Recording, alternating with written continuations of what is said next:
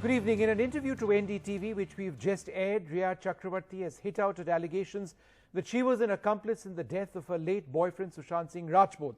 She says that this was an absolute witch hunt against her. Her family is traumatized and that her family is being treated as terrorists. She points out that agencies who are looking into the death of Sushant Singh Rajput have been selectively leaking her WhatsApp communications. She answered all of the questions on finances, the allegations that she was responsible for poisoning Sushant Singh Rajput, and also on how she wants to know how he actually died.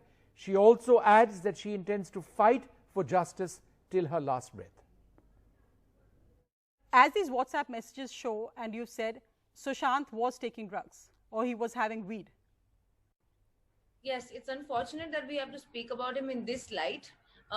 But it's not been done by me. The Pandora's box has been opened by his family. They have put these allegations. I wanted his memory to be pristine and beautiful because he was a beautiful boy. But in turn, these allegations are being put on me. And the fact remains that yes, Sushant used to smoke marijuana. And I tried my best to control him to make him stop. This was the only department where I was trying to control him in something. I was trying to make him reduce it, in fact. And I have been put in a position where, unfortunately, every single private detail of my life or my friends' lives, a simple "I am sorry" is taken and blown out of proportion, and me being treated like I am worse than a terrorist, my family's mental health being destroyed. This is like the systematic breakdown of an entire family. Tell us about Sushant and you. When you last saw him, when you first met him, did you ever think Sushant could take his own life? Honestly, I still don't believe it, and I didn't think that such a thing would ever happen. He was absolutely the best guy. He was absolutely the most beautiful person I met in my life. He was intelligent. He was full of ideas and dreams, and he wanted to change the world for the better. He wanted to help children. He wanted to do charities, as he did a lot as well. He was extremely loving. He was the greatest boyfriend ever. He really looked after me. He gave me advice. In fact, if anything, I would take a lot of advice from Sushant on every single thing in my life, because he was ultimately also a star, and I was really proud of him for that. I was really proud of what he has achieved in his lifetime, and coming from a small town, and we bonded over this because I also grew up all over India while my dad was being posted in various places. I also come from a small town. I also am an outsider. I also am trying to make it in this industry, and we really bonded over these things. We have a friendship that is something spectacular, and this is actually a very our relationship is actually something of the movies. It's something of a fairy tale. And yes, there were problems. Yes, he was going through depression and anxiety. All right, well, lots of key points over there. In a few moments from now, we'll be joined by Vikas Singh, the senior advocate of the Supreme Court, advisor to Sushant's family, to get his reactions on some of the points mentioned over there. At this stage, we are joined by Swapnil Kothari, senior lawyer of the Supreme Court, Vikas Gupta, advocate and political analyst, also with us. Mayank Shekhar, the film critic, to comment on the craze, the madness that's been happening all around this story, and Dr. Anjali Chhabria to take questions on mental health. A lot of the issues which have really come are very important issues indeed. Let me go across to Swapnil Kothari first. Mr. Kothari, she's made three specific points just now to Sonia Singh on NDTV. Firstly, no money was transferred to her account. Secondly, the poisoning charges are ludicrous. And thirdly, did he die by suicide? When asked the specific question, her answer is, look, I really want to know. Which part of what she has said do you find disingenuous? None of it is genuine. All the three are absolutely bogus lies, and they do not hold any water, because the evidence that has been coming out so far is totally pointing towards the contrary. And the very fact that she is answering in a way which tends to say that she is some Alice in Wonderland.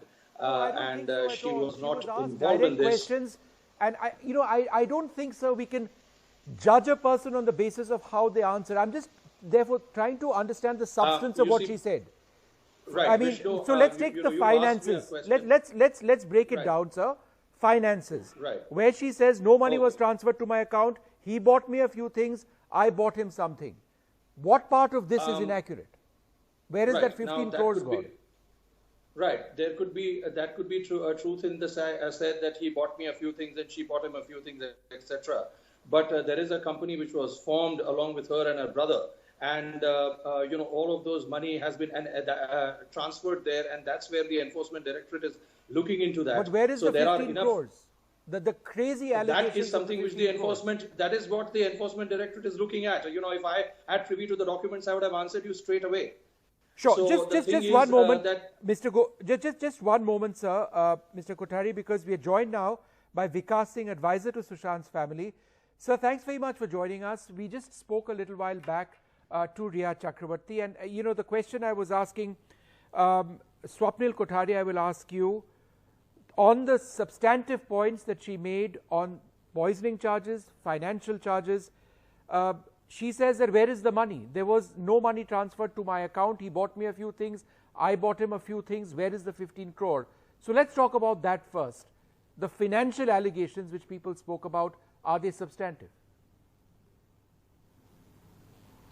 Well, Vishnu, if you look at the entire background in which the FIR was registered, when the family came to me, they came at a time when they were, completely disillusioned by what the Mumbai police was doing. Right. So when they came to me and the background of, Riya using the credit card, etc., and all those details were only come in the public domain. So I said, why don't you get the account of Sushant Singh Rajput so that we can also see if there is some withdrawal which can be said to be, unexplained.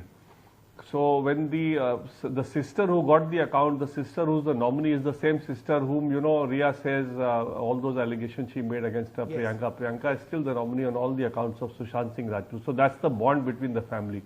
It's not that the family doesn't bond well. So the sister is the nominee, and Sushant had gone to his father in May 19, to get his hair tonsured, and went to the village with his father. So when they got the accounts, they saw that there is a 17 crore inflow and a 15 crore outflow. Now, when the FIR was registered, the only allegation made is that 15 crore has been spent, out of which some money may have been used by her, which is part of the criminal breach of trust. Now, what money was used, how much was used, was never said in the FIR. And today also the ED So is still therefore, the examining. There is allegation of about theft, 80-85 crore of cash withdrawal. Therefore, the allegation There is of theft, 80-85 crore of cash. isn't that, I mean, No, there is the allegation of theft. is the basic the allegation allegation that of she theft was is in using the his context money that- for all sorts of reasons, right? She was controlling his accounts. Yes. And that this amount of 15 crores which has gone around, that she was essentially taking that money off him, without him necessarily knowing, or against his better interests. So- How do we know that? If you want my answer or you want to speak yourself, Vishnu, you can decide. No, You have to please. decide. I've finished my If question. you don't want an answer, if you just want to speak yourself. No, not at all. Yeah. I've just asked So- that question. So when sir. the Go ahead. yes. So I'll tell you the question. The answer, I'll tell you the answer. So if somebody claims that she's in love with that person, or there is a live-in relationship, you use that money, perfectly justified. There is no issue on that. Right. If Sushant had been alive today and he had spent another 500 crore on Riya, the family would have no objection as long as he was alive. It's only when he died and when the family realized that Riya has just used Sushant, no love with him, no live-in partnership relationship, only used him till the time, it's like a tissue paper. You use the tissue paper and throw it in the bin. Used, sir? So he was, let me complete, Vishnu. If you don't want me to talk, it's a different matter. If you want to talk yourself, you can keep talking. I have no issue. I can just go or leave your channel and go. So she used him by, going to these, living the king-size life that he was used to, going with him everywhere. When she claims, and this is again, Vishnu, a very, very crucial part.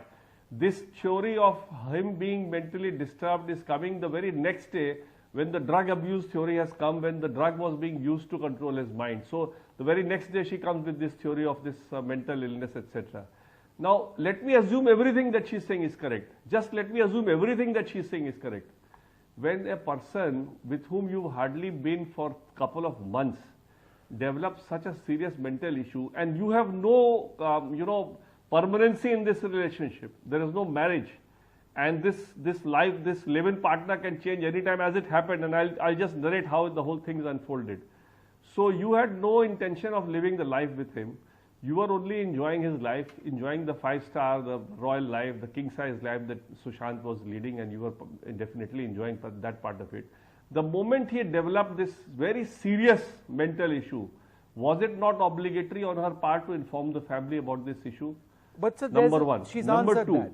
When she decided to jump, can I complete? Then you can say but whatever. I have lots of questions to ask, sir. Yes, go ahead. When she decides, no, don't worry, I'm not going away as long as you listen to me carefully.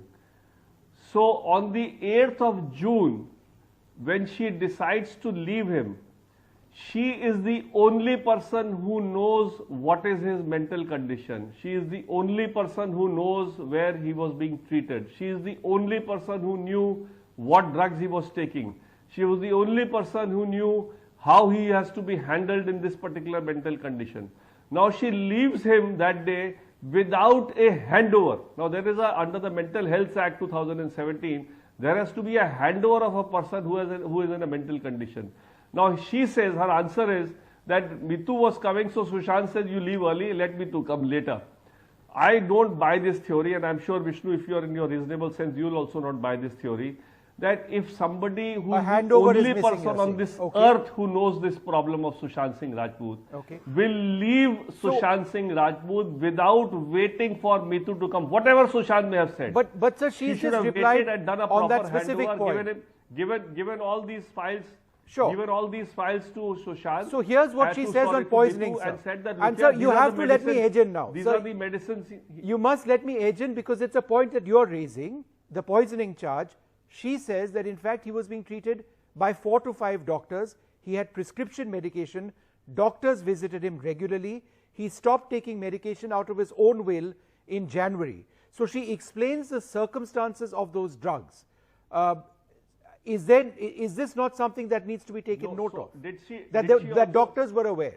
Did she explain the fact that the drugs that she was giving in the banned drugs that she was giving him in the coffee and in the water, those droplets, did she inform the doctors about this drug that she was giving? I mean, that's the question to ask. That if you are giving him some drugs without his knowledge and without his consent, and something which was banned, and just to make him, control him in the next 30-40 minutes, he will be all right in 30, his mind will be completely under your control in 30-40 minutes. Did she give this information to the doctor? Because the doctor can only treat a patient if the full disclosure is made. If full disclosure is not made, no doctor can treat any patient.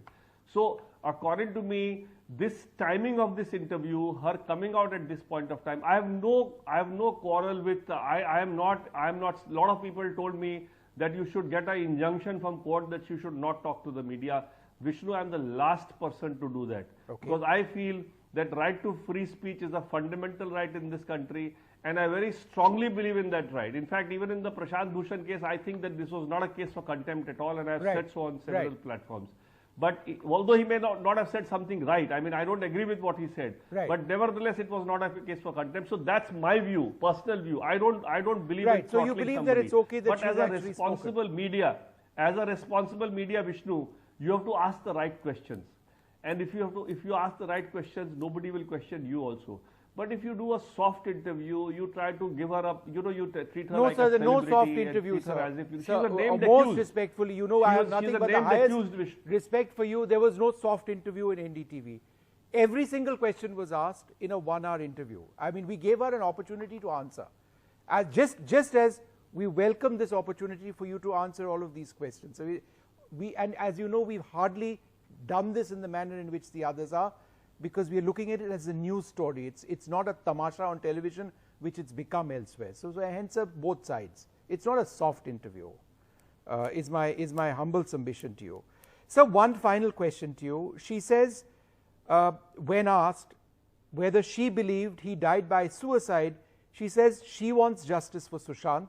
She is the one who asked for a CBI inquiry in the first place, and she wants to know what happened between the 8th to the 13th of the month when she left the house. There were family members over there. She wants to know what transpired over there. So in a sense, saying that they have to be answering that question. Can I answer that? So, when she left the Sushant without informing what was his problem and whether there was a treatment going on or not, then how did she expect the sister to take on the medication or the treatment, the line of treatment that she was doing alone without disclosing to anybody? So obviously the sister could only just, and in talk there was nothing wrong in Sushant, and 3-4 days the sister could, comfort him sufficiently. And she went back to her home because her daughter was alone, living with one of her friends. So she had to attend to her daughter. And 14th, this unfortunate incident happened. So it's not as if, she doesn't know. And we all want the truth to come out. I'll tell you, Vishnu, I am the last person to throttle the truth from being, discussed. Right. But I have a strong objection if somebody just tries to paint, and especially the timing of this interview, somebody just tries to paint a picture as if she is the victim and not answer those hard questions which really are at the root of this whole thing. That she's trying to say that he was not well with the family. The sister is even today the nominee of all his bank accounts. He went to his father. She says he never met his father in the last 5 years. He went to the father in May of 19 and he spent a day with him, took him to the village, got his hair tonsured, got some religious ceremonies conducted there. I mean, what kind of statement she is making? Complete falsehood. So Okay. if that is the kind of level at which she is operating, Chalo, don't sir, want to operate I at take that the same points level. that Thank you are Vishnu. mentioning. Let's just hope that there is justice. We all want that in this particular case. Thank you so much indeed. Let me quickly go back to my panelists at this stage. Dr.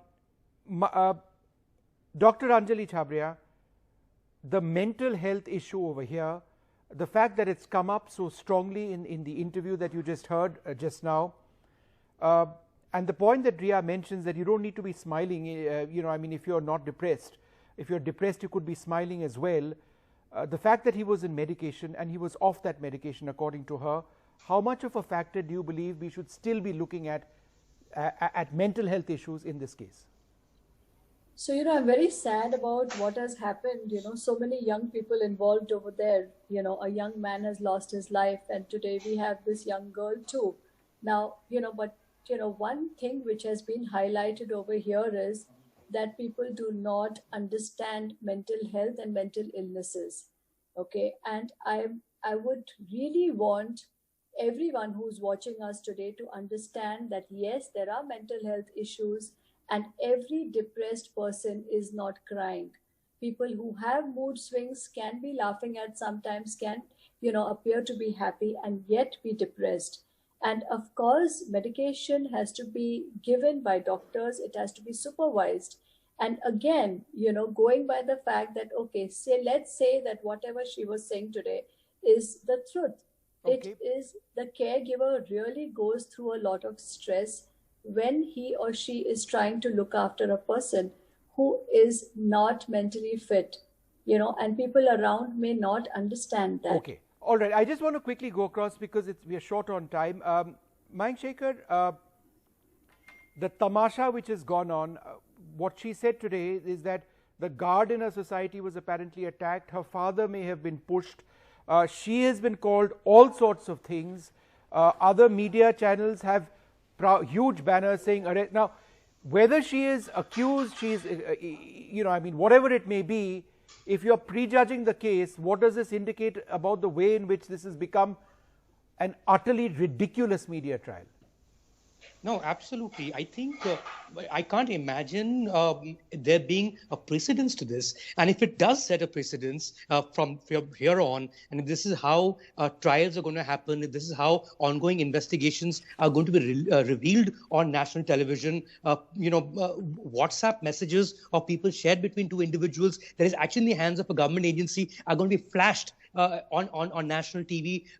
It started with this whole bizarreness of calling, taking an issue, an important issue like nepotism and favoritism, and calling people mafia, mafiosi, suicide gang, etc. And then it moved to thereafter with the girl, with Ria, calling her gold digger and all kinds of other names. What it essentially does, and I didn't know it was this bad, in terms of coverage, it could ever get this bad. What it does is it really inspires bloodthirsty people out there, quite a few of them. And it inspires them to sort of, they seek delight in pissing on people, and those used to be trolls at one point in time. They've turned into news television anchors now. There's very little difference between the two. And you can just say anything and get away with it. The impact is going to have on a life of a private individual. She's not someone who holds public office. You know what I mean? Mayank, I'm saying one of the channels in just the last little while had a scroll running saying military intelligence to investigate Ria Sushant case.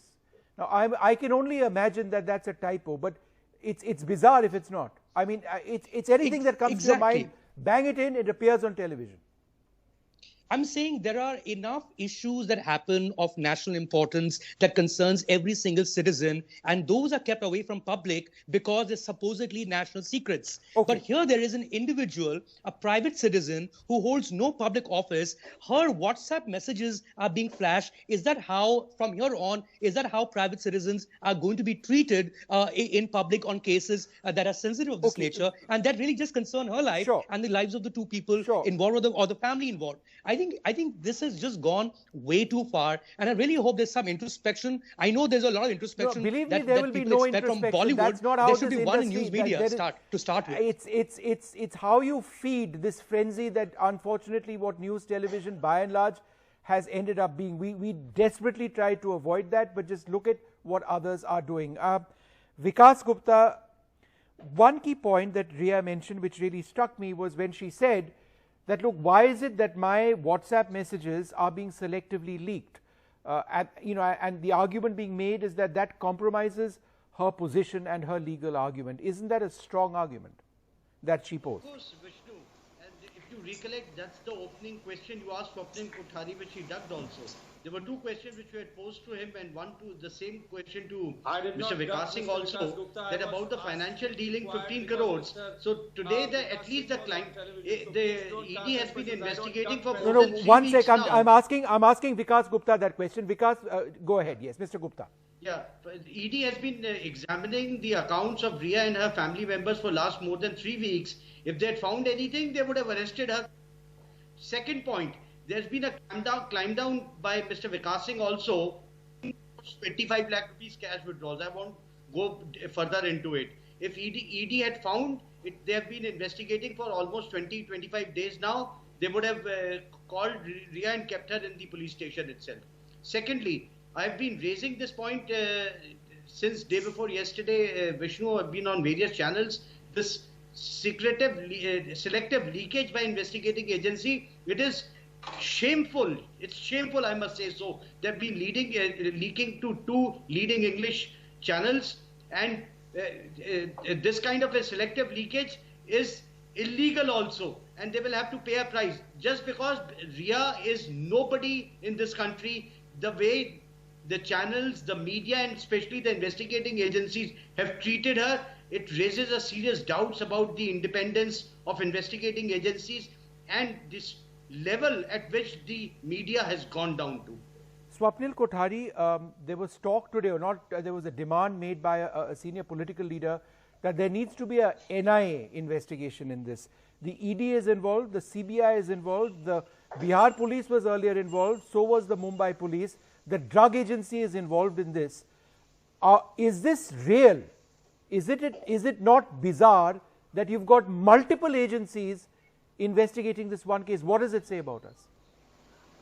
Vishnu, first of all, I would like to mention that I do not duck any questions. Even if they are uncomfortable, if I am unable to answer, I will tell you I am unable to answer this. Now, as far as, Who said that? Good. I'm glad, I'm glad that you're clarifying the position with my fellow advocate, my learned friend, Mr. Vikas Gupta. Okay, now coming to your question, as far as the NIA is concerned, I think it's a little bit outstretched that you are asking for NIA to investigate because at the moment I don't see any, reason for them to come into the picture. The drug angle was exposed. That's why the NCB has come. The Enforcement Directorate has come because there were allegations of theft and criminal breach of trust, so they are investigating.